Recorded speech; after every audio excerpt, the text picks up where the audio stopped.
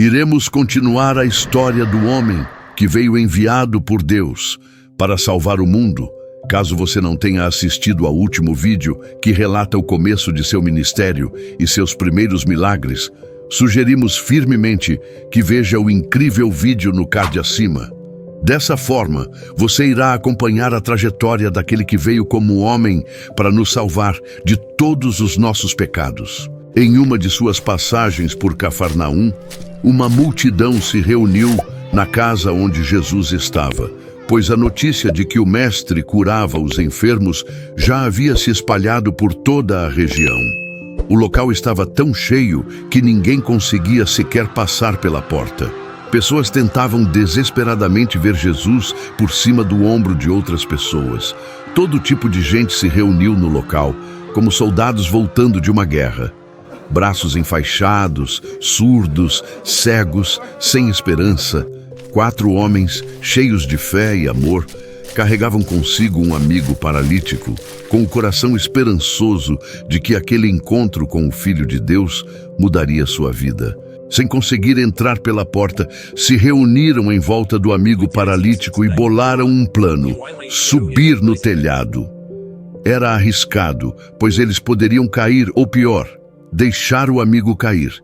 Mas a fé faz essas coisas, faz o inesperado, e a fé chama a atenção de Deus. Tomados de coragem, eles subiram até o telhado da casa e, com esforço, abriram um espaço e baixaram o leito com o homem paralítico bem diante de Jesus.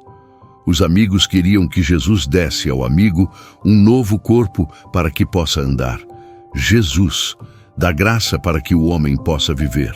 Alguns mestres da lei que ali estavam começaram a questionar em seus corações: quem é este que blasfema? Só Deus pode perdoar pecados. Mas Jesus, conhecendo seus pensamentos, perguntou: o que é mais fácil dizer? Seus pecados estão perdoados, ou levanta-te e anda? Então, para que todos soubessem que o Filho do Homem tem autoridade na terra para perdoar pecados, Jesus olhou para o paralítico e disse: levanta-te, toma a tua cama e vai para a tua casa. E imediatamente diante de todos, o homem se levantou, pegou sua cama e saiu glorificando a Deus. E todos ficaram maravilhados, dizendo: jamais vimos algo assim. E assim, o nome de Jesus continuava sendo glorificado entre os povos. Em outro momento, após ensinar a uma grande multidão perto do mar da Galileia, Jesus viu que as pessoas estavam com fome, pois já era tarde e muitos vieram de longe. Comovido com aquela multidão de mais de 5.000 homens, sem contar mulheres e crianças, Jesus disse aos seus discípulos: dai-lhes vós de comer. Mas os discípulos responderam que não havia alimento suficiente. Apenas 5 pães e 2 peixes trazidos por um jovem.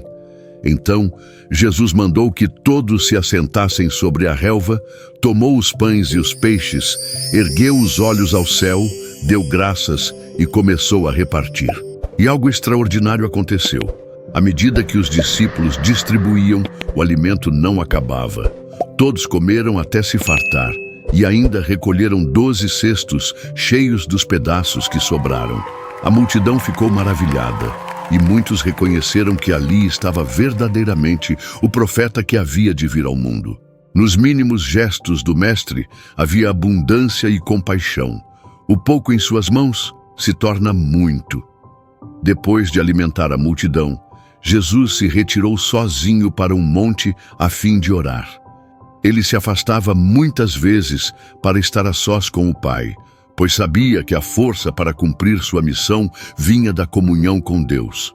Enquanto isso, seus discípulos desceram até o mar, entraram num barco e começaram a atravessar em direção a Cafarnaum.